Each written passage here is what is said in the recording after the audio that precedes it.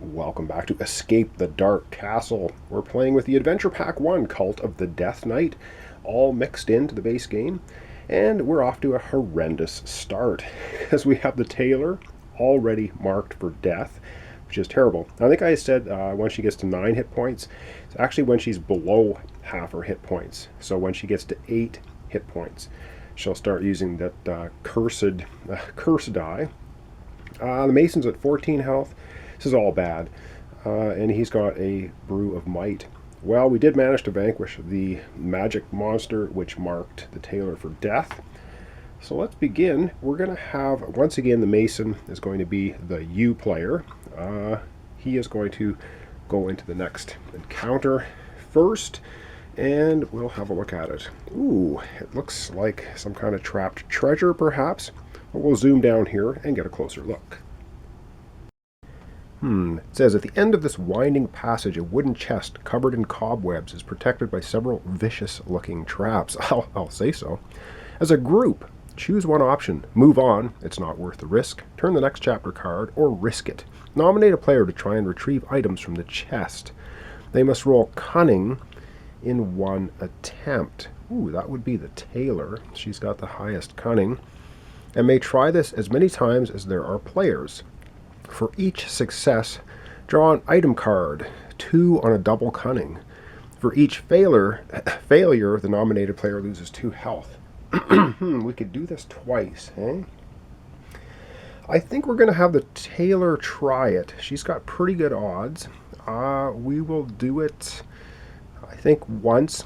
Well, we'll see. If we succeed the first time, we may do it again. If we fail the first time, I think we might just leave it off. So let's get to the dice tray. We're going to have the Tailor try to sneak in there and get some treasures. Alright, I can see the traps. I can see the dice tray. She's going to try and get a cunning. Come on. And she gets a wisdom, which is not cunning. So, oh, come on. She's the highest odds of cunning. 15 health down to 13. It's going to be a short playthrough. Oh, wow. 13 health already? That's pathetic. And I have such trouble finding the numbers on these. All right, 13. Does she want to try it again? Possibly taking another 2 damage, or do we want to just forget it? You know what? Let's risk it. We're already damaged. She's marked for death. Come on. She gets a double wisdom. 13 health down to 11. Wow. Oh, man. That was absolute failure. This is the worst luck I've had in a playthrough in a long time. Alright, we're going to back out, and I'm pretty sure we're going to have the Mason go into the next encounter first again, since he has 14 health. Wow, this is brutal. Alright, making poor choices and having bad luck. She has the best odds of getting cunning. Rolls wisdom twice in a row. Okay, anyway, the Mason is going to be the U character. And, okay, it's another interesting looking passageway. We'll zoom down and take a look at this one.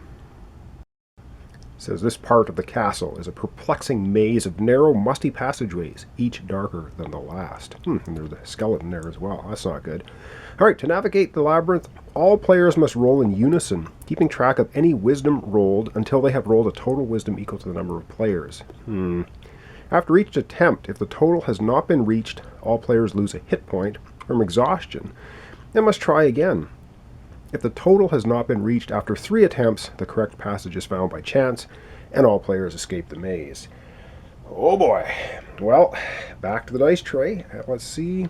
Now, let's see if the Tailor can roll, wow, wisdom. Ouch, that's the star symbol. Alright, let's give it a try. Okay, let's see what we're going to get. Now, here's where we need a double wisdom from the Tailor. Come on. And, of course, we get no wisdom at all. None. 0. Zilch. Zippity-doo-dah. All right, we get strength, of course, from the Mason, not strange. And, of course, we get now we get the cunning from the Tailor. So we're both going to take a damage. That's 11 health down to 10. Oh, this is terrible. And 14. 11 down to 10 for the Tailor. 14 down to 13 for the Mason. Oh yeah, we're sucking wind. Right, we're still searching for the passage out. This is the second attempt. And the second attempt, yes, we get double cunning, which is absolutely useless. Oh my god, 10 health. down to 9. Oh, this is absolutely atrocious. Horrible even. Alright, 13 down to 12 for the Mason. Yeah, we are just having absolute craptacular luck. Alright, last attempt, and then we find it, whether we roll wisdom or not. And of course, we don't roll any wisdom, so we take another damage each. Wow, that was about as bad as it can get. And now the Tailor is down to 8 health, which is when her die goes away and is replaced with the cultist, stupid rotten cultist die, which is pretty useless. Oh boy, and marked for death. Yes, when your hit point is below half its starting level, you must use the cult die instead of your character dice. And we're going to talk about the rules for the cult die here in a second. Wow, that was terrible. Absolutely terrible. Alright, we're going to take a look at the rules for the cult die. Okay, where's the cult die? Marked for death. When this curse card marked for death, keep following effects. Extra damage. Whenever a character marked for death takes damage from a cultist, well, it hasn't happened yet. Resting. A character marked for death cannot rest. Lovely. Joining the cult. Whenever the marked character's health falls below half, they begin to yield the corrupting power of the cult. Players immediately place their character dice to one side and use the cult die instead. From now on, you roll the cult die during challenges until their health is restored to half its starting level. Higher, the effect of the cult dice is explained below. The black sides of the cult die have special significance. When on less than half health, blah blah blah. If a player marked this rolls a white side die, you just get that result. If you roll the black side part of the die, which is 50-50 chance, for the remainder of the combat, they're working against their fellow prisoners. Immediately add the cult die, as rolled, to the row of chapter dice beneath the chapter card. Oh man, dice now must be hit and removed, just like other chapter dice in row. Before the enemy can be defeated, the character marked for death takes no further part in the combat, takes no damage when their dice is hit. They are simply roused to their senses. Wow. And then after combat, the player marked for death should retrieve the cult die, continue using it instead of their character die until their health rises to half its health level or not. Alright, cultist. Wow. That is absolutely brutal as far as an effect goes. What can I say? This is horrific. Absolutely horrific. Alright, we're going to do one more chapter card. We're going to have the Mason flip it.